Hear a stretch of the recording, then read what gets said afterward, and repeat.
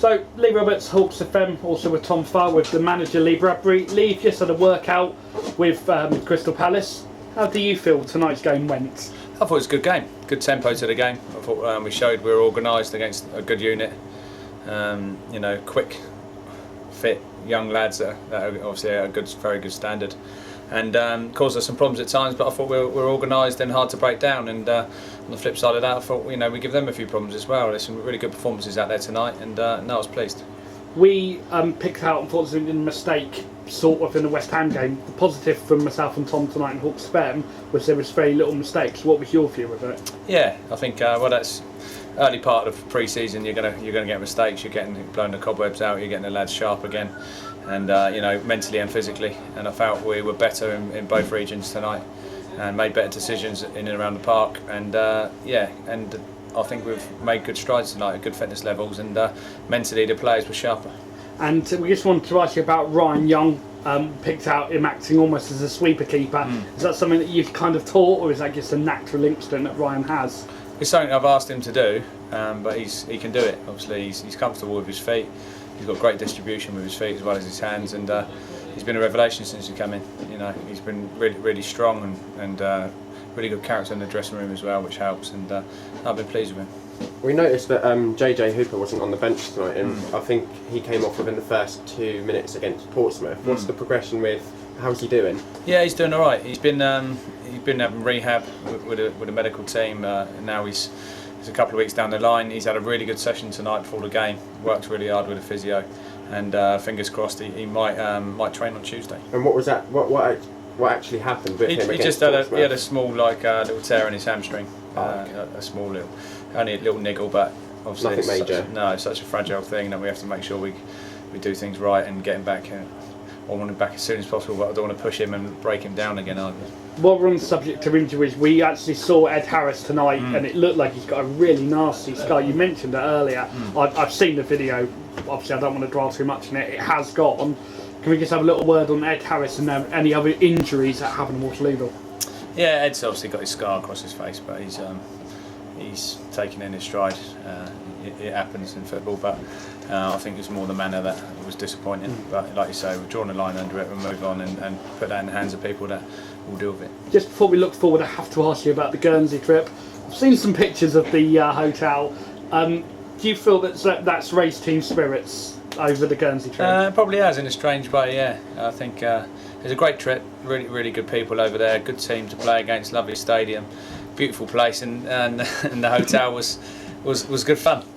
So I think the players enjoyed it. They've managed to get out and get a bit of downtime together, and I think it has brought the players closer together, and the whole aim of it was to do so.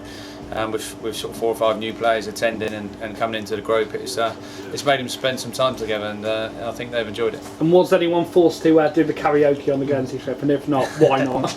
Yeah, we had a couple of singers. Yeah, obviously everyone that comes in has to stand up and do a song. The only one that didn't was Ryan Young, but he paid a £50 fine to Cancer Charity. Brilliant. So he was happy to do that. I'd rather pay £50 to charity than to sing. So fair enough. But everyone else got up and sung and done it all in good spirit. Well, hopefully we got to see you sing, and hopefully Steve filmed that. Just before we let you go, we've got AFC Wimbledon on the 1st of August, next Friday. Just talk to me about the League Two side and the return of Chris Arthur. Yeah, it's obviously part of the deal with Chrissy Arthur when we sold him. They're bringing the first team down here, so we look forward to having him here.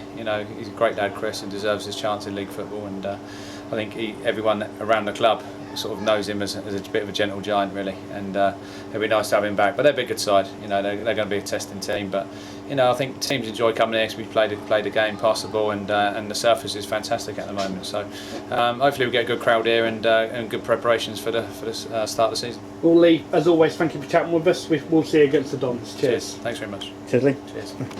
So, Lee Roberts, Hawks FM with our Crystal Palace player Ryan and East. Ryan, your first game back for 5 months after the hamstring injury.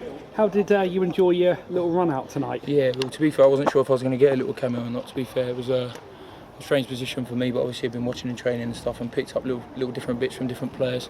So to be fair, at this stage of the season, it's key to get a bit of fitness. So I went out and done what I could. It may only have been 5 to 10 minutes, but it's good to be back. 4 months is a long time, without playing. So it's good to be back in amongst the lads on the training camp and getting out back on the pitch.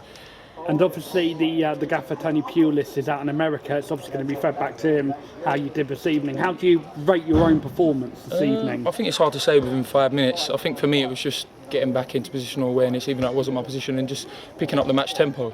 So in terms of performance, I think I'll be trying to embed that into the games, the next 2 or 3 games. But the rest of the lads done well, and of course the gaffer himself, Tony Pulis, like he said, will be getting reports, so everyone's out there to do the best they can, you know. And what did you make of the opponents having a Waterlooville this evening? I was very impressed. I've been out and played conference level myself, and I go along and watch Bromley and the likes of Whitehawk, so I know that the teams can play, and we fed that into the boys. You know, Gary is also our manager. I fed that into the boys, so we didn't underestimate them. And as you can see from the performance, you know, we did match them, and we've got a lot of young lads out there, and I'm very impressed with them. And obviously you've seen the likes of Dwight Gale come from lower league football at Bishop Stortford to come through and play Premiership football. What's the aim for yourself as a Crystal Palace player? Well, if I can break into the first team here, then that'd be probably the dream, really. But if not, I'll go out and I'll pick up experience. If that's what the gaffer wants me to do, I'll go and do that. So, like you said, you know, Dwight's come through and he's doing really well. So it's never too late. That's what I've said to the lads. You know, you never know where you're going to go next. So everyone's pouring it out into these performances to try and be a regular starter, whether it be in the first team, development squad, or the youth team. And obviously, as you're part of the Crystal Palace squad, I have to ask, what's the overall aim in the Premier League this season for the club as a whole? Well, I think we done well last year, you know, getting around the mid-table. So I think if we can push on that again, get mid-table, I think the fans will be more than happy with that. But this year, obviously, if a few more youngsters can get in and we get safe earlier, then that'll be even better. Well, Ryan, thank you very much for chatting with us. Cheers, no worries. Thank you very much. Cheers, mate. Cheers. Lovely. Yeah.